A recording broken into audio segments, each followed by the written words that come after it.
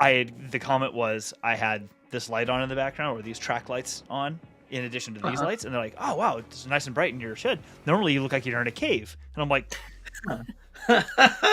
it was supposed to look like cool and depth of field. I'm like, well, I've never thought that about it. I've always thought that your stuff looked so nice. Yeah, like I have like worked hard at like getting even my sunrise lighting system here going on to like try to even. Both of your lighting looks good. Oh no, Jeff, you take the cake, man. Like that said, I also don't have an awesome pinball machine behind me. Like that is true. Around. Neither of us. Every time I see that pinball machine, I'm always like, Yeah, I think Brandon, just by default, you win because of that.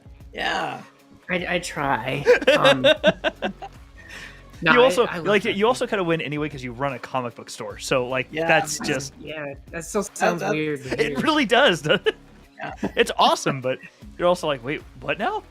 Yeah, it's like, very bizarre. 100%, Brandon.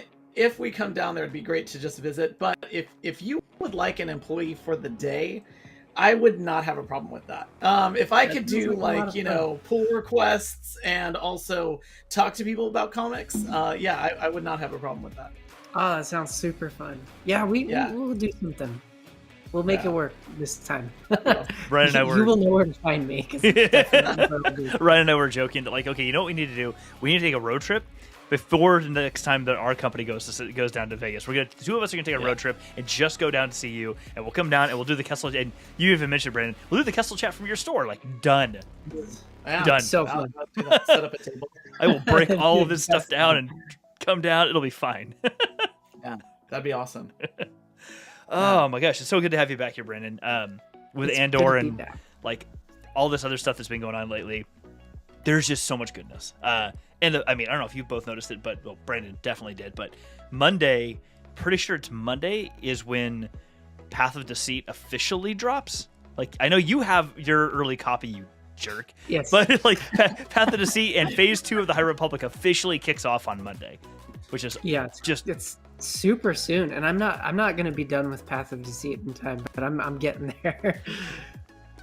Yeah, I pre-ordered good. Like pretty much all the ones that they announced. I pre-ordered them back in like the early part of this year, so it's like just been waiting for this to show up. I don't blame you. It is totally worth it. Like, yeah, the quality is just as good as the first era, if not. It's like a faster start in my opinion, but maybe it's because I'm already like familiar with the stuff. Yeah, that makes sense. Yes, we've got Path of Deceit on Monday, and then I don't remember. Is it Convergence comes out? I think in November. Convergence is November. I want to say it's either Monday or Wednesday. Quest for the Hidden City comes out, it's like a middle grade book, but I'm also just about finished with that, and it's fantastic. Oh, that's awesome. And most of these have been usually coming out with like an audio companion pretty close to the release date of the book itself too, which is what I found myself doing for most of the books. Is I bought them, and some of them I was able to sit and I like had the mental capacity to sit and like physically read them, but several of them I'm just gonna buy the audiobook because I can just get through that. I still have like the actual books right behind me here, but I am so excited. When does the first comic drop? Do you know? I want to say November. It's either late October or November, but there's a handful of comics because there's High Republic, there's High Republic Adventures, there's the Yoda comic, there's the Blade of I think it's called The Blade. The Blade. Oh, I had that image, the one cover image on my phone for a while from the Blade of Bardota. I'm like, oh, I can't. That's Porter Engel is going to be just. I cannot wait to see what that. He's so cool, so it's going to be amazing. Yeah, it's going to be fantastic. But tonight we are here to talk about.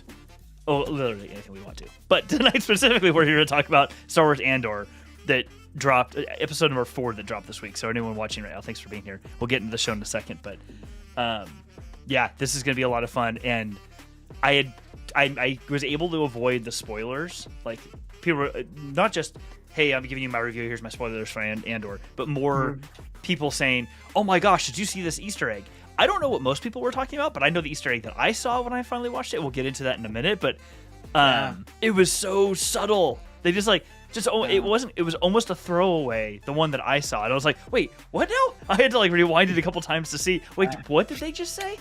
It was those. I know what you're talking about. Yeah. Yeah, and I think I know the official ones, but I think what you could be talking about too is those awesome Star Trek Easter eggs that made their way into this show. Lots of Star Trek Easter eggs. Oh, where's Rich? Where's Rich?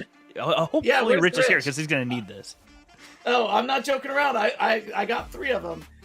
So I was like, these writers, they're always sneaking stuff in. Lieutenant Gorn. I don't think that was an accident. Yep. But yeah, I'm like super excited to talk about this. I came with notes. Me too. When we do these reviews of the episodes, it's always fun because we get to watch it and then I go, we all sit down and kind of take some notes. But I think this is gonna be a lot of fun. Right on. Definitely. By the way, Brandon, love your shirt. Awesome shirt. Oh, thank you. Yes, that is fantastic. Yeah, that's awesome. Yeah, I don't remember where it came from, but I really like it. It looks really good. I'm like, the fact that you can clearly see TIE fighters from this distance is like, wow, that is rad.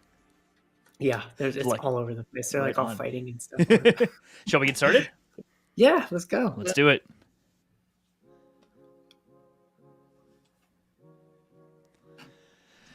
We're back. By the way, you two haven't seen this, but I changed up the look and feel just for Brandon tonight. Like we're trying out something totally new just for you, dude. Like this is so special. The new bar down here.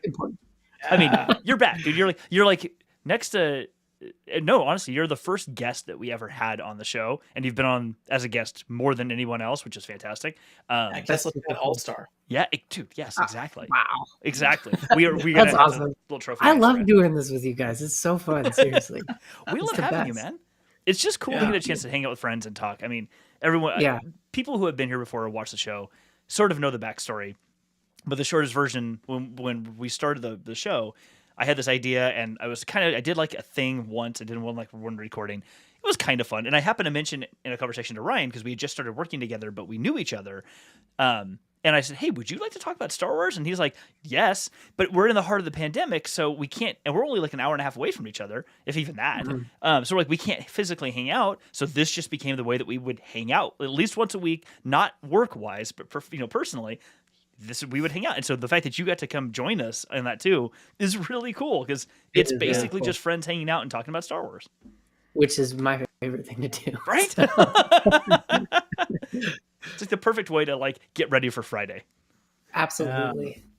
Awesome. Yeah, well, it's so good to be here, and for everyone watching, thanks for joining. We really appreciate it. Do a little shameless plug that way.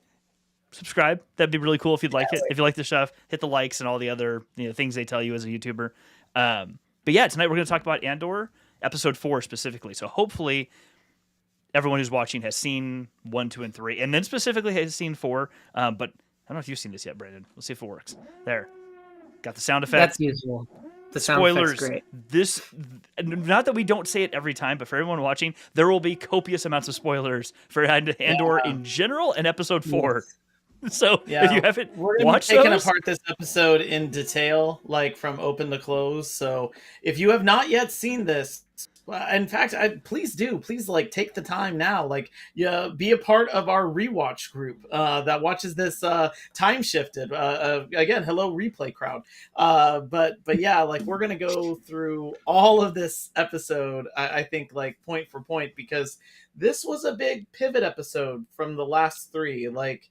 This is I feel like the first 3 episodes were that opening chapter of the opening part of a 3-act play, and we're like definitely in the middle now. There's a brand new setup, there's a brand new storyline, brand new characters that are introduced, stakes are higher. I really like where this is going. I'm very excited about that. Okay, so let's opening question. For both of you. Mm-hmm. Brandon, you go first. My opening question for you both to get this started is, how are you liking the change? First off, the opening, like how the show opens initially, the crawl, so to speak. But how are you liking that they kind of change the music up every time? And then what did you think about the music this time? I like it. I like 100% like it. I just think I could go on a whole rant about the tone of this show compared to most Star Wars projects, but I think it contributes to it a lot. And like a really constructive way. I like it. So I'm gonna keep it simple at that for now. Go for it, Ryan. You too. I like complexity. And I feel like they're showing that in every episode. Every episode is adding to the complexity of this story. I don't like things that are unduly like wall of story, wall of sound kind of things. I kind of like the fact that they're introducing complexity, complications. Like I said, raising the stakes, and that's in everything from how the show opens to the characterization to even like some of the actors that come on now, like that we have not seen in the last 3 episodes that I would have loved to have seen earlier. But it's like it's just these little inches up. It's like it's like tightening it up, tightening it up, tightening it up. But Jeff, what do you think? So Ryan and you and I talked about this for episode 1, but like for the first episode, it very much felt to me like 2001: A Space Odyssey. Like not just the Yes. the planet turning, but then the sound that came along with it. That like the first thing that came to mind. I really thought we were about to see the intro to that Kubrick film. This one I like because you could still hear a through line of the same sound that's being played for each time. So like there's something familiar about it, but the drums, this percussion background, I really liked because it created that sort of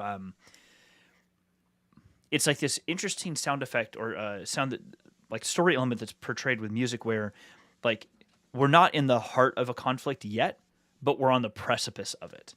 And so like the sound is calm, but the subtle percussion in the background makes it feel like we're about to be on the edge of something really big. And I really like that because that's exactly what happened in the episode is he starts dipping his toe in Andor starts dipping his toe in the water of like, there is something much bigger and many more things that are much bigger than your little world and your little life that you're leading. And I really like how they kind of get you ready for what you're about to see. Oh yeah, it's a tension builder for sure.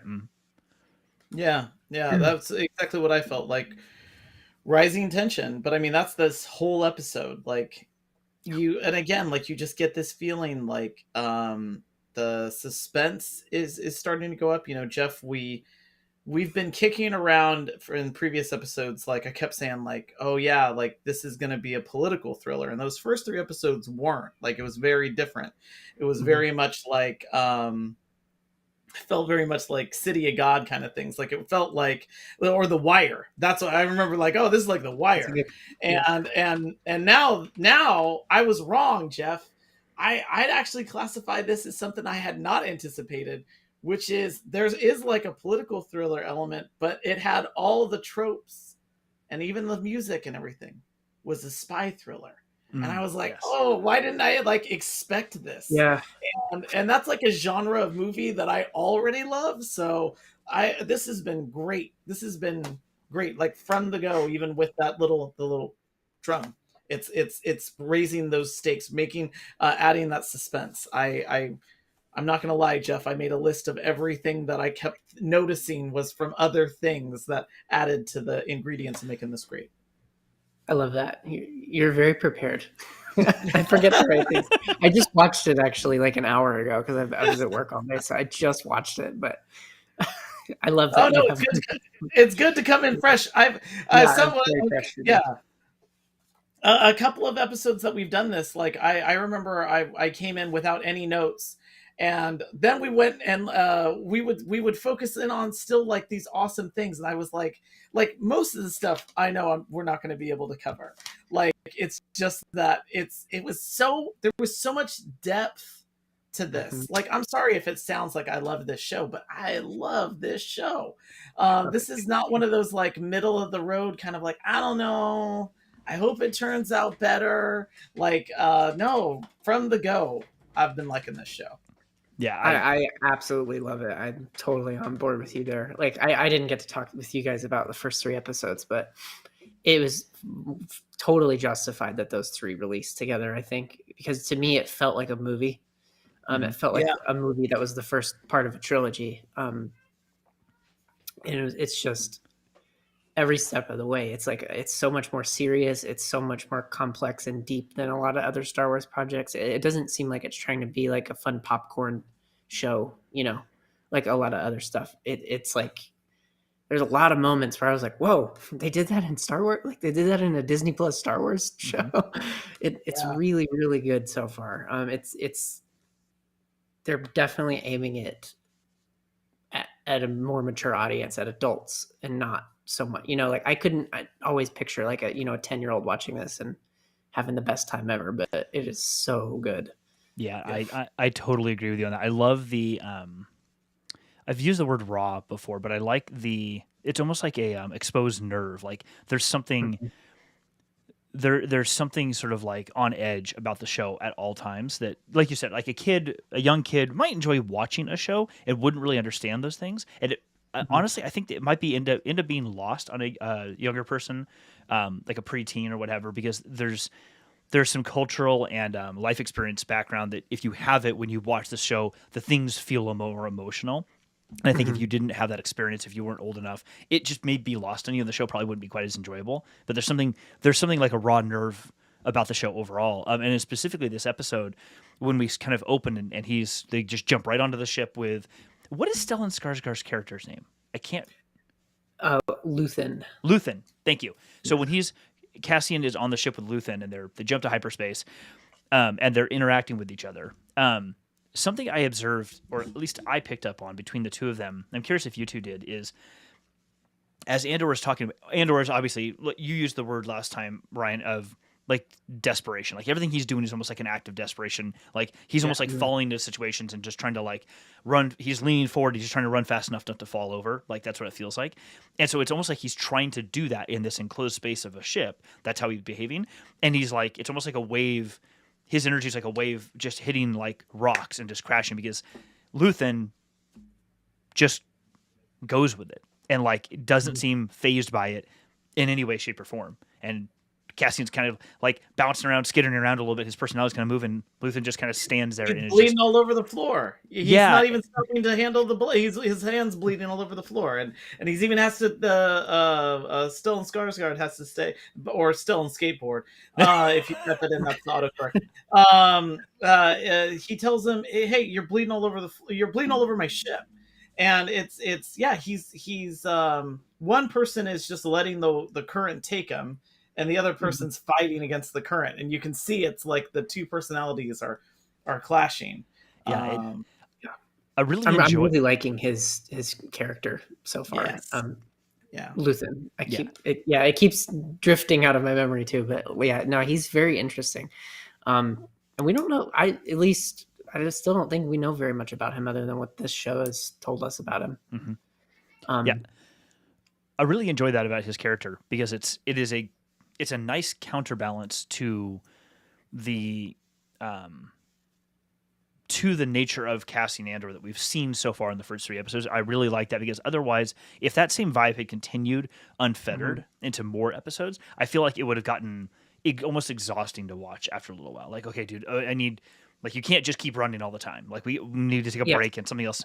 But having this other character instantly changed up the dynamic. I don't know if you guys got this, but something I noticed, or I kind of felt when they got to the planet, whatever planet, I forget what the name of the planet is, that Cassian agrees to go to with Luthen for this robbery they're going to perform.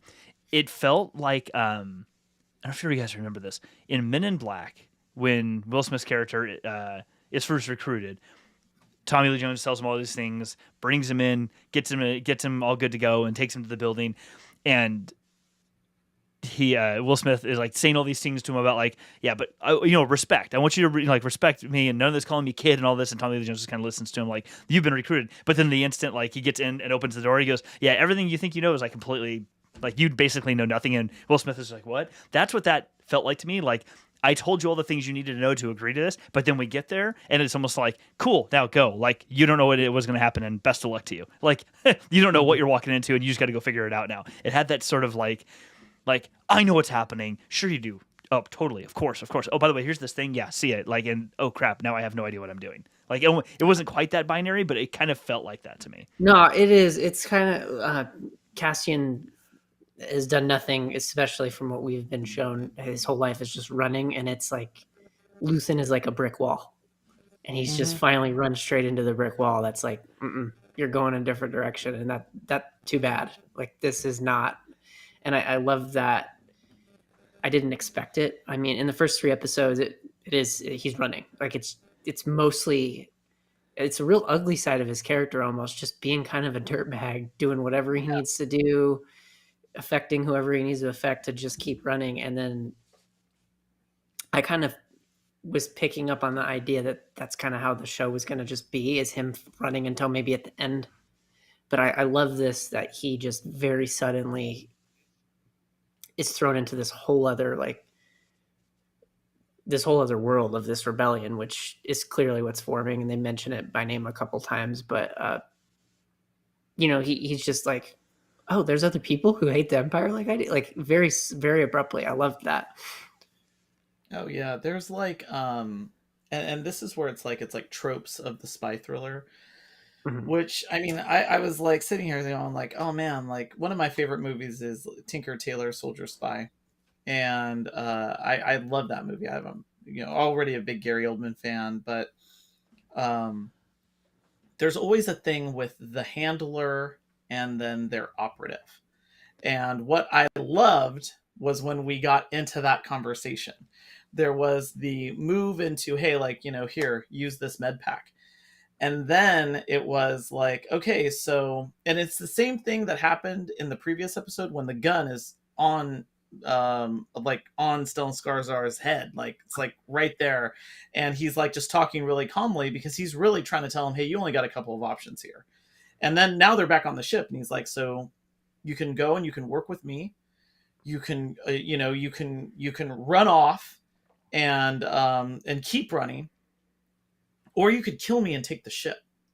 And he's laying all these things out to him, like right at the start. And of course he knows, like, there's a lot of there's a documentary called Manhunt, and it's about the CIA agents that are involved in the hunt for Osama bin Laden. And they talk about the bravado of doing that work, which is like, it's like a confidence game. And that was everything with that character, is the confidence game. And and then acting as a handler to an operative that he then later tells someone else, yeah, I just rent this guy. And that if he doesn't work out, you know what to do with him. I mean, this was where I was like, oh, I love this. We are in a spy movie, because that's exactly what happens with the handler and the agent. This is great. Yeah. It is. Speaking of that, since we've kind of moved to that scene, that dynamic between Luthen and, I want to say it was Deidre, or was Deidre the Imperial agent? Yeah, Vel is the person on the planet that I only could recognize as Game of Thrones characters. Everybody was a Game of Thrones character. I was like, oh, that's the waif from Game of Thrones. Oh, is that who that was? Yeah, I was like, she fought Arya Stark. Yes. And Bravos. There it is. And so, I was just like, there's the waif. Thank you. I kept thinking she looked familiar. But so she and Luthen had kind of a really cool back and forth that opened up so much backstory that I'm hoping that they get into with them more, because she's in charge, but it really seems like he is, even though he claims not to be. It seems more of like this whole situation is something that he put together and assigned to her. I'm just very curious about, like, really where he found these people, who they are, what his connection to them is. Obviously he works for the rebellion. He's, as the episode later gets into, like with the Senate and everything, but I don't know. I'm curious what his real position is within the rebellion, I guess. Yeah, I was curious about that too, especially after seeing his interaction with Mon Mothma on Coruscant. And I definitely want to get to Coruscant here in a second. But like that interaction between the two of them definitely made it feel like, it made it feel much more like the way that we see it presented, or the rebellion presented in Star Wars Rebels, where when we first encounter it, Hera runs the Ghost and her crew, and she's in contact with other people, but there's no real formal rebellion. It's just cells of like groups doing things around the galaxy, and maybe their leaders, each cell's leader sort of like checks in with one another periodically just to see, hey, are you making progress? Are you making progress? Their interaction, his and Mon Mothma's, felt very like that, where they know each other and they are collaborating to some large extent, small extent, but they're not like.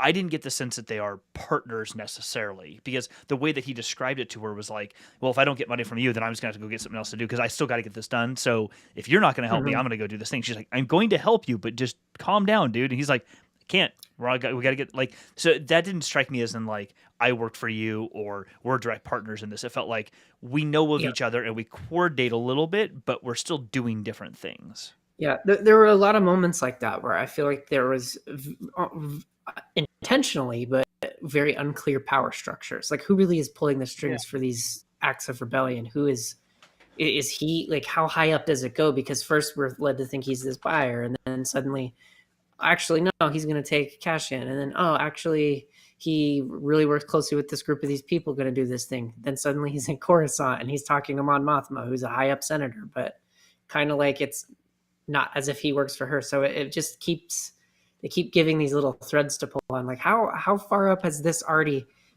been seeded into the government and into the empire? Like, how we eventually, of course, come to know that, like, because we've seen the original trilogy, but like it's interesting watching those threads start to be created.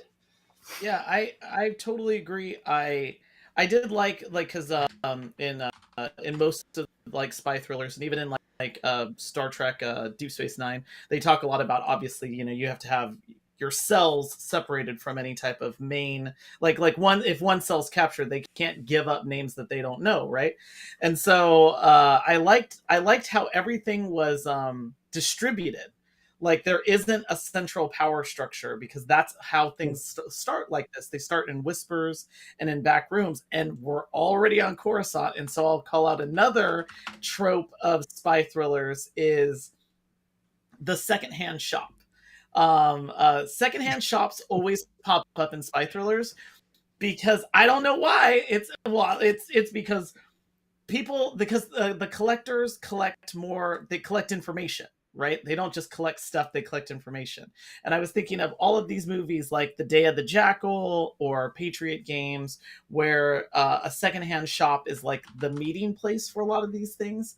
And it's also because you could just walk right in there and you're just like a consumer, and really you're trading in information.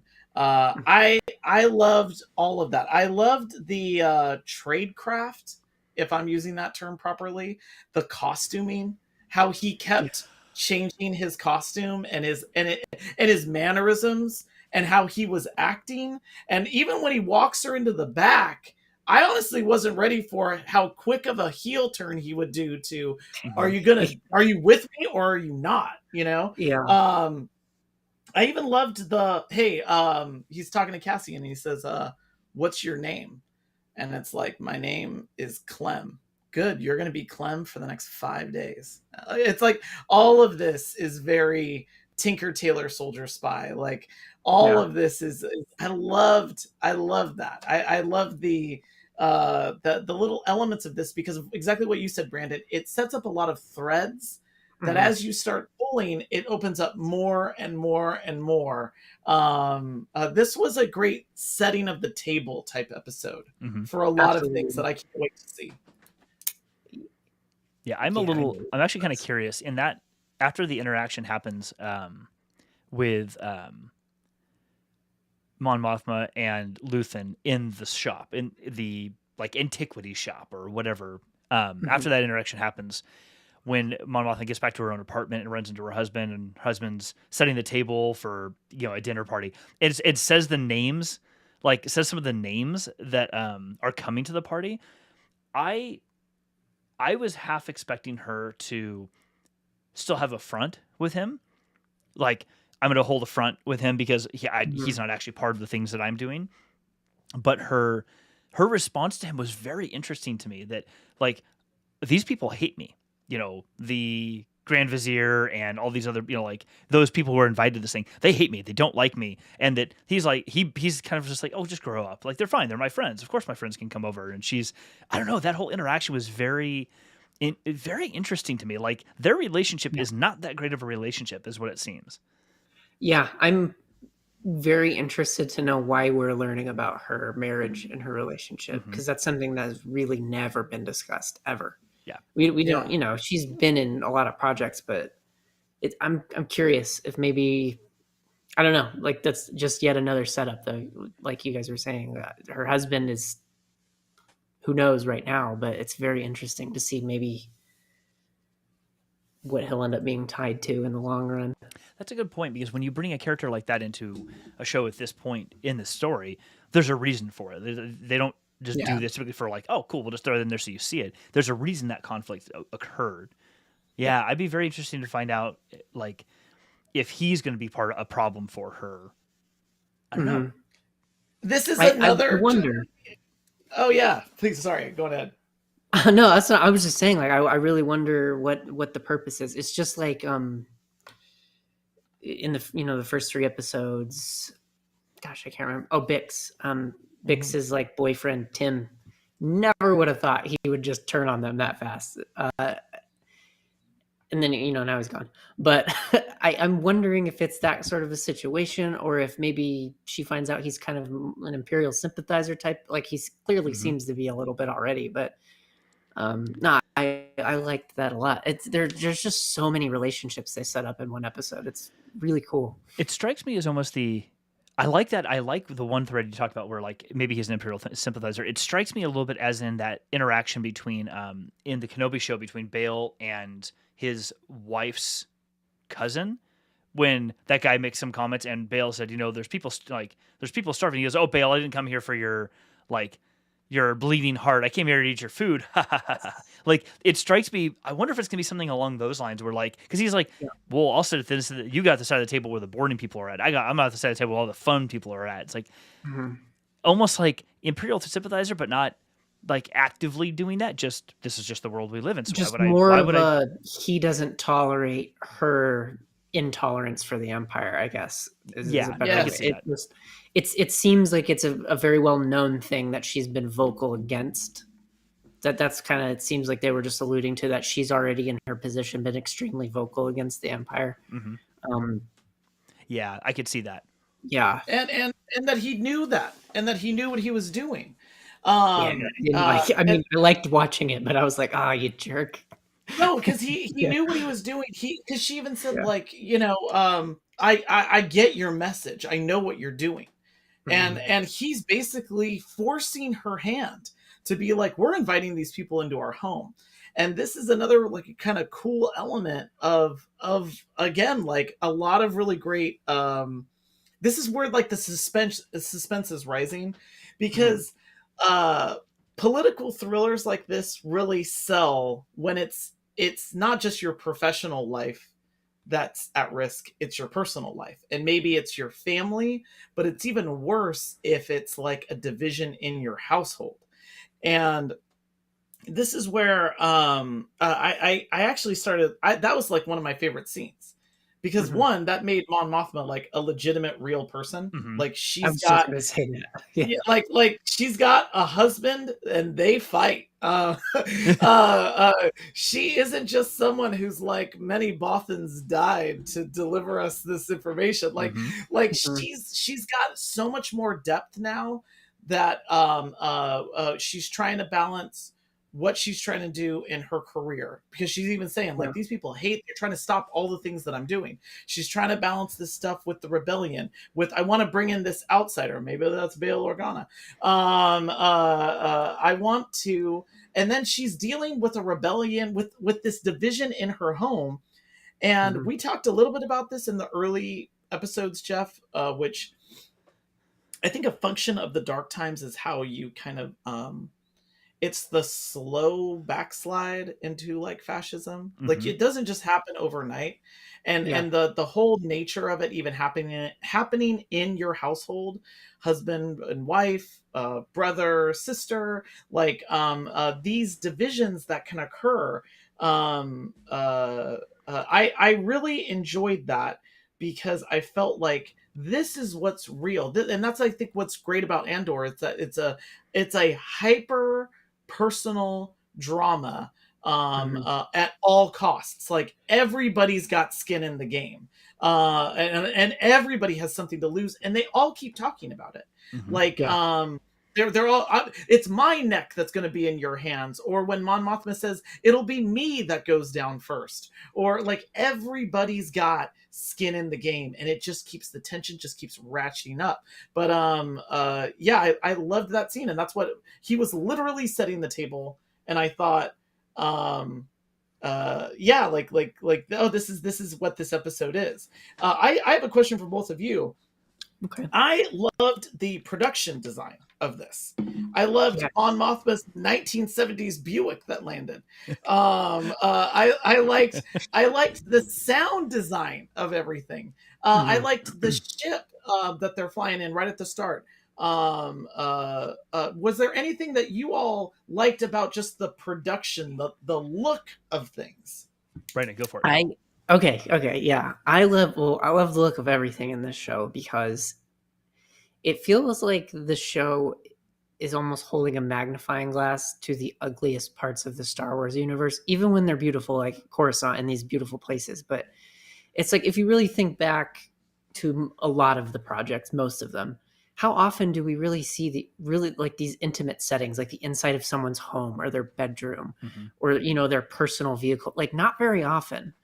But suddenly, like we're getting these arguments in her dining room with her husband. We're getting, you know, Bix waking up in bed with Tim and getting in kind of an argument. We get these like really visually intimate moments in these settings that we've never really seen before. Like we have in little bits and pieces, but not quite so detailed.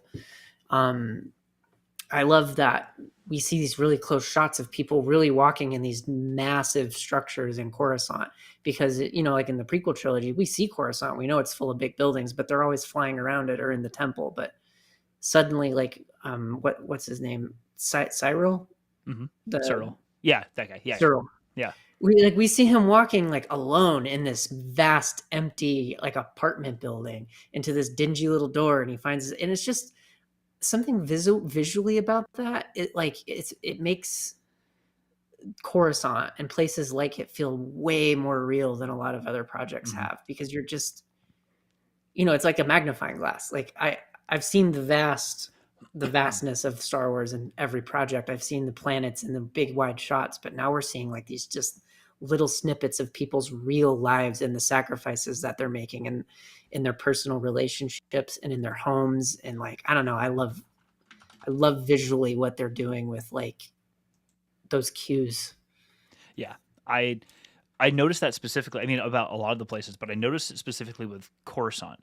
And I love that you called out that scene where Cyril lands, stoic face, because he's realizing what he's going to have to do. And you almost kind of guess what's going to happen. But when it does happen, when he sees his mom, goes to his mom's apartment, like, oh, he went home because it's almost like the young kid went out and tried the world and failed and now has to go back home with mom. Yeah. And the fact that his mom slaps him right off the bat, like, oh, there's more here. But Yes. I'm with you that, like, first the flyover of the cityscape of Coruscant from above, like straight looking down. I liked that because you're right. We've never seen a shot like that of Coruscant. It made me feel like you're looking at the, like, Ryan, on your TV when the Apple TV screensaver comes on and like an overhead shot of like London or New York City. It kind of felt like that. But something else I really noticed about Coruscant, to kind of get to your question, Ryan, is it looked, to a degree, bright and cheery. I mean, it's not, but it had that vibe to it. And it was interesting to me that two parts of it. One, that the vibe in general, the vibe of buildings, Mon Mothma still like dressed really nicely, and her apartment being all bright and white and pretty, her beautiful car, and even the ISB. We actually see the ISB. It's the first time we've ever seen it. Even it didn't look nearly as intimidating as I would have expected. And even the way they describe it, like in the Thrawn books, as almost like this big monolithic kind of building, I think like NSA style building, it doesn't look quite like that. It's intimidating, but it's not even quite menacing yet. And I found that really interesting because the way it felt to me is like, to your point, Ryan, it's this like slow slide into the darker parts of the empire that we learn later on. There's still a Senate. They still operate, even if it feels, since most people know it's under a guise, it's not really effective, but it's still there. Like, this is almost more like the polish on top of the turd, so to speak. That's a terrible phrase, but like it almost had that polish everywhere. Right. Yeah, to make people living there still feel like you're still in something that happened before. This is just a new government. It's no big deal. But over time, it will become less of that. But it's still at this point in the timeline feels like everything's fine. You can just go about your daily life, except for the people who realize it, like have had that glass broken. Other than them, like everyone else, oh, it probably looks fine. Like, I found that, yeah. So to your point, Ryan, I love the set design specifically and how they design, like it really invokes certain emotions. Switching over to the planet that Cassian's on when he gets with Vel and goes to that camp. Did y'all notice the AK-47s that they're holding?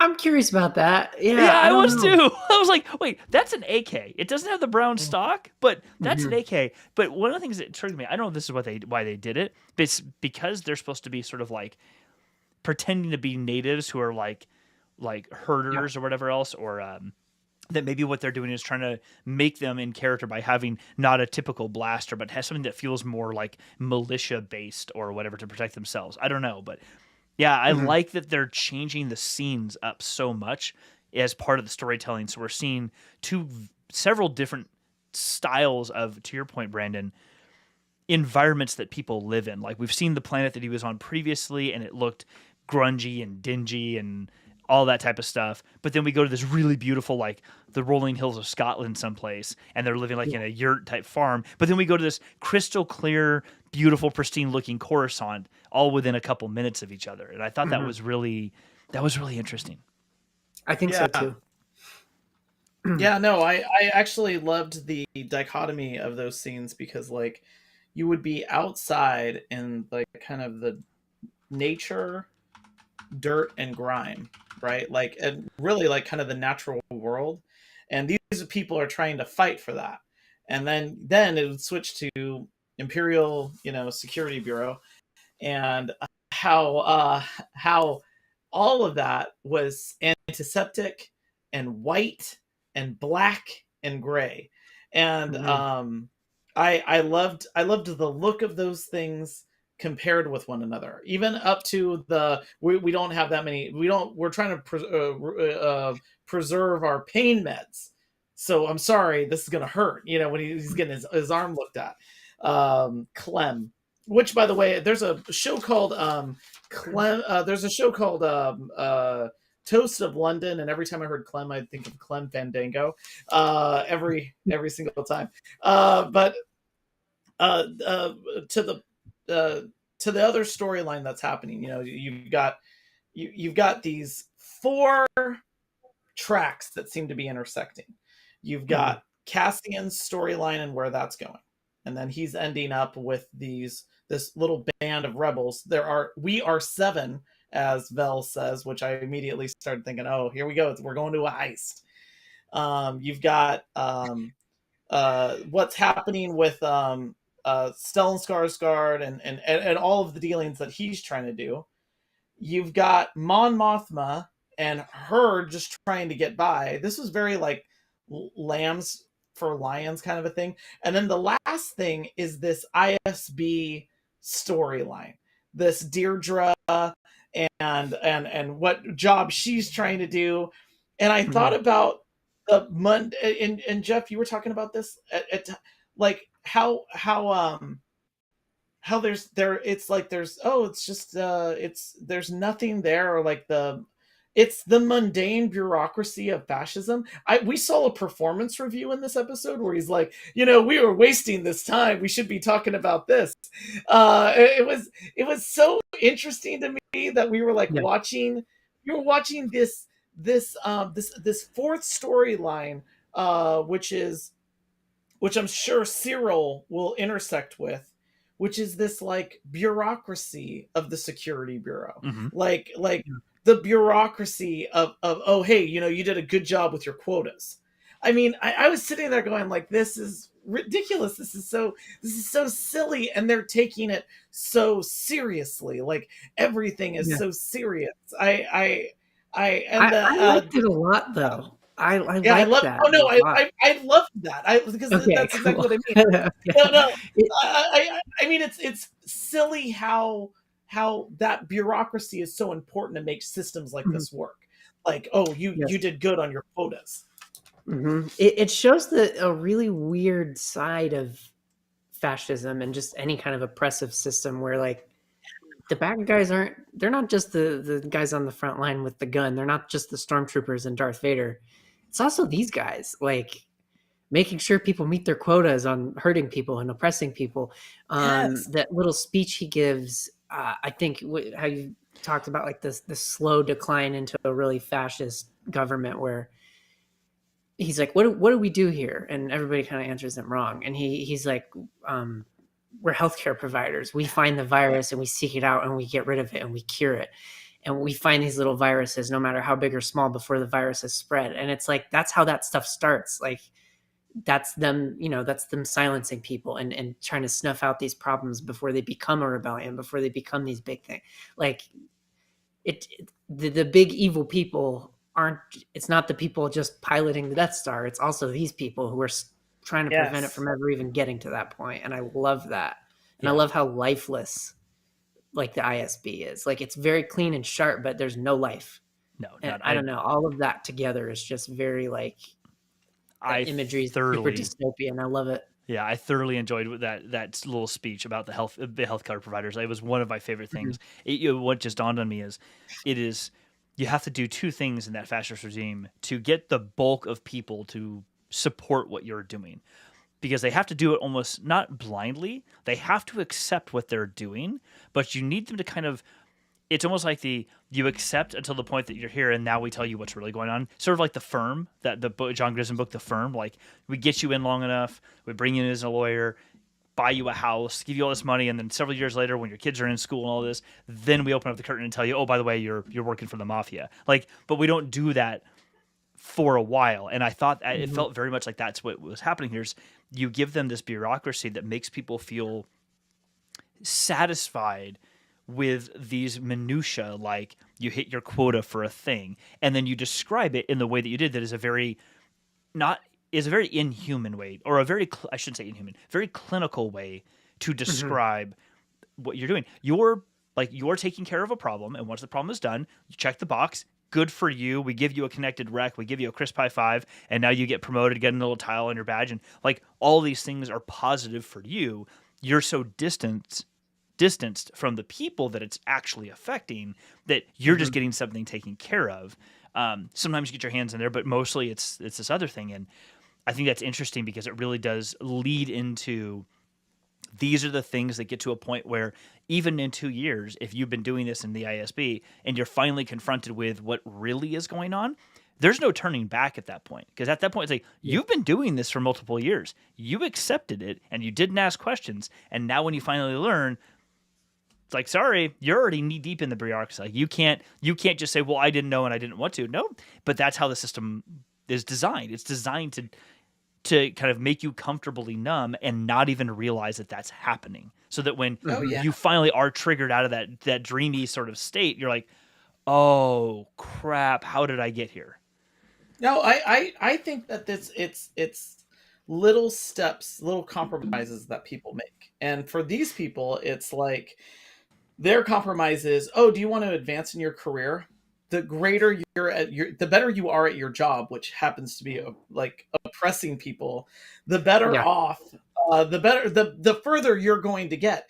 And that's even seen when they're back on the planet with the Rent-A-Cops, where the Rent-A-Cops are like, and if they have a problem with this, they can bring it up. They can file a complaint at our monthly meetup, Yeah. There's a lot here about like corporatocracies going over to a authoritarian regime, and in each of the cases, like, I mean, first they're like, oh yeah, like we've privatized security on this planet because we've got this we've got this corporate structure that's there, and then that's abandoned for the authoritative structure, which, by the way, like this is how fascism works. And in both cases, and I think this is the selling point for a lot of people, is that when faced with what feels like calamity or risk, people will take order over justice. And that's what feels good. Like, let's have order. And that's what the Empire is always promising. Like, we're going to be able to provide order. But like in all of these things, like 1984 or Fahrenheit 451 or any of these dystopian societies, order is then like in the eye of the beholder. Like it becomes, we're just going to raid your home. And we're going to destroy all your stuff. It becomes, we're just going to arrest you. And you'll be detained and you'll be disappeared. And you could see how that's already happening, because there was this really creepy line that Luthien and Mon Mothma are saying in the back room, and he says, there's a lot of new people now suddenly, and a lot of new staff. And he says, you got a new driver. And it's all of these it's all these people. Yeah. Where did the old people go? Those people were disappeared. And new people are brought in. And those people are watching. And the way that oppressive states work is everybody's reporting on each other. I mean, it's like thought crimes. That to me was where this ratcheted up to like that super tension and someone like Mon Mothma isn't even safe in her own home, because her husband will definitely be reporting her. Yes. Like this was great. Like seeing that kind of how it's every man, woman, and a person that is inside of these organizations that helps to preserve the work that they're doing. It isn't just someone at the front lines with a gun or a TIE fighter, which, by the way, was scary. Just think they're doing such a good job of that. They really are. I mean, she makes a comment in that scene. She says she feels like she's under siege constantly, and it's completely invisible. Nobody would see those actions and like, oh, she's being attacked because she has a new staff. It isn't that way. It's the ordinary people that allow this to, these kind of regimes to form. And I think the show's doing an amazing job of that, even down in the level of, the first 3 episodes, Cyril and the other ISB people. It's them too. They're just trying to meet quotas and finish out their reports. And the whole reason he doesn't even want him to go find, or, his boss doesn't want him to go seek out these murders. He's like, oh yeah, that'll look really great for the bosses at the ISB. We'll say that 2 people were murdered. Just forget about it. And it's like, no, that's really, really bad. But nobody cares. And it's all of these regular people. It's the Fahrenheit 451 has a lot of really great examples of that. You brought that up. It's all of the regular people that just look at something pretty messed up, but they go, well, it isn't really affecting me right now, so whatever, it's fine. And all of those little pieces stack, and it creates this huge problem. And what was another good one? In the big, bureaucratic meeting, I love the line that their boss says. It's to Deidre, and then the guy, I can't remember the guy's name, but the guy who's kind of, giving her crap the whole time. He kind of makes this snide remark, and he's like, well, I mean, I think you need to get back to work. He's managing 6 occupied worlds, and you only have 2 to worry about. And it's like, what kind of comparison is that? Like, why are you trying to, like, they keep making these comments about like climbing the ladder, just like people try to do in the real world and climb the corporate ladder. But it's like, what does that really mean? Like, what ladder rungs are you stepping on? Who are those that you're stepping on to get to these points? And they're showing it in every single level of society, I feel like, in this show. Yeah. I completely agree with you. It's all these little things that, like death by a thousand cuts, like little thing here that slowly progresses you to this other place. Since we're sort of, I mean, we burned through that hour fast. And like, there's just probably so much more to Yeah, talk about in wow, this episode. that was crazy. Seriously. So I wanted to ask before we run out of time for tonight, Brendan, you go first, then maybe Ryan, you next. What were the Easter eggs or the things you that caught your eye? Like, oh wow, that's cool. Either completely blatant or not so blatant. Okay, for me, it was when he gives the Kyber necklace to Cassian, and he's like, "Oh, this is to celebrate the." I can't remember the exact verbiage, but he's like, "Oh, this is to celebrate the independence from the Rakatan invaders," and I was like, Yes. "What?" Yeah, Yes! I was like, "That's great! I can't believe you just said that." Yeah, that was my big one. Oh, 100% with you. And actually, it was funny because I had been on TikTok like a half hour before I watched the show, and a video had popped up talking about the Rakatan Empire and what they did and the Star Forge and all of that. And then like a half hour, I watched this, I'm like, oh my god, I literally just saw it. Yeah, that was really cool that they threw that in there. Wild to me that this is like the third or fourth time in recent projects that they've thrown in stuff from Knights of the Old Republic, and that just makes me really happy. Yes, so that was mine. Totally agree. Yep. Ryan, how about you? Yeah. Yeah, I would say that there was a reference to Utapau, which was in the original draft of Star Wars when it was called, I think, The Star Wars, and it was like an Utapau, like it was that sword that he holds up. It was a weapon while Mon Mothma's like going through the secondhand shop. I loved that. The reference, I always like anytime that there's a callback like that, I thought that was really cool. But Perrin is the name of Mon Mothma's husband, and that's also the name of Spock's of Sarek's second wife, which I thought was like strange, and I was gonna let that one go, but then literally I think it's like the next scene you meet Lieutenant Gorn. And I was like, come on, man, those are Star Trek names. Perrin, Gorn, come on. It's got to be on purpose. There's no way. Yeah. Like, but yeah, I loved that. Those were like little bits of things. But I will say that I think my favorite thing is just that two things was this isn't like Easter eggs, but I loved that 1970s Buick that lands. Like I was like, that's like that's a land yacht right there.